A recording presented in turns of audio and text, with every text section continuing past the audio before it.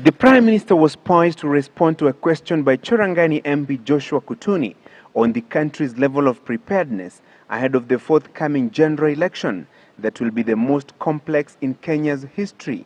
The election date round spiraled into a no-holds-barred political showdown.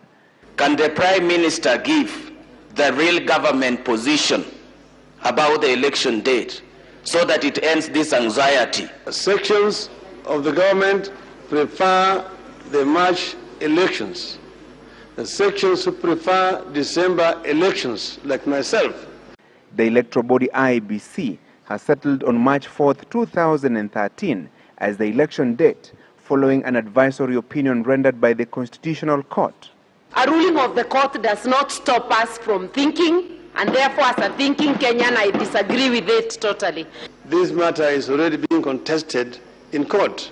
There's already a court case that is ongoing. And therefore, Mr. Speaker, we will await the outcome of that petition.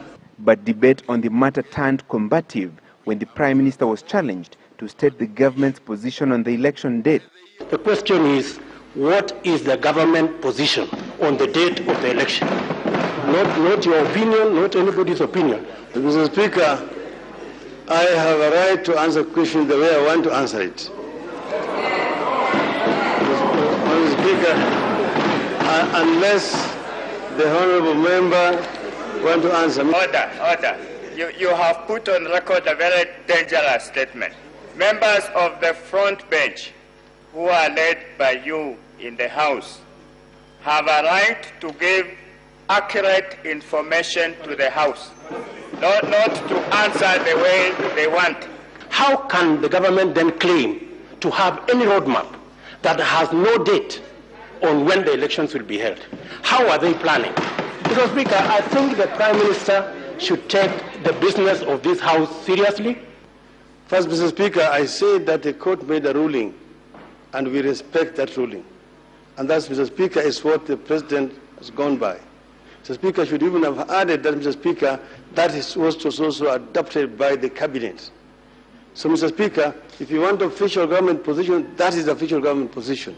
With the election date matter dealt with, the question of ethnic mobilization ahead of the forthcoming polls raised even more political dust.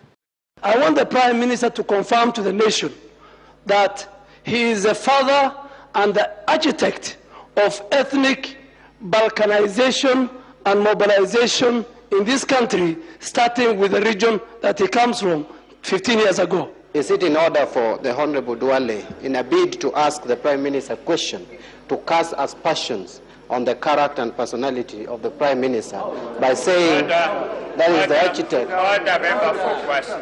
Order. He merely asked a question, which is entitled to. Order, member for Kwasi. If I were to be an architect of ethnic balkanization, I would never see the floor of this House. I will never be elected, Mr. Speaker, on the basis of the vote from one ethnic community in the constituency that I represent. Mr. Speaker, when others go and assemble in Eldoret and say, you are a Kamatusa or Kamatusi, and that you are our leader, Mr. Speaker, they are beating ethnic drums, Mr. Speaker. The ethnic mobilization row gave way to yet another contentious issue: discipline in the management and membership of political parties.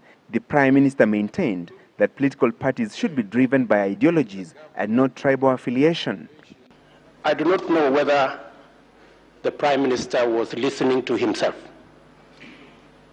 because the Prime Minister holds the record in this House for having changed parties. He holds the record. He hasn't told the House how he managed to change to all these parties. I think he must be in the 8th party. What drove him from one party to another? Was it the policies he was following, as he's telling the House? Mr. Speaker, the honourable member is saying that I hold a record.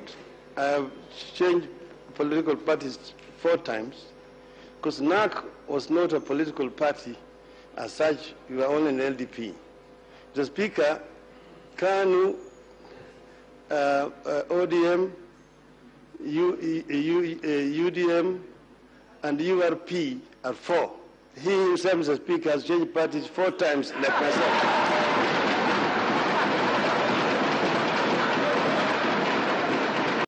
The climax of the political showdown was the Kolomani MP Dr. Boni Halwale's cheeky attempt to question the authenticity of Prime Minister Raila Odinga's latest honorary degree. Mr. Speaker, can the Prime Minister tell us what instrument the government is going to put in place to ensure that some of these certificates, diplomas, degrees that people are scrambling for, some which will obviously be fake, will receive sufficient authentication so that people with fake documents do not sneak into leadership in the country? Mr. Speaker, well, I don't know where the honorable member is coming from, but Mr. Speaker, I was recently awarded a honorary doctorate degree by the Florida Agricultural and Mechanical University. But I'm also a holder of a Master of Science degree in Mechanical Engineering.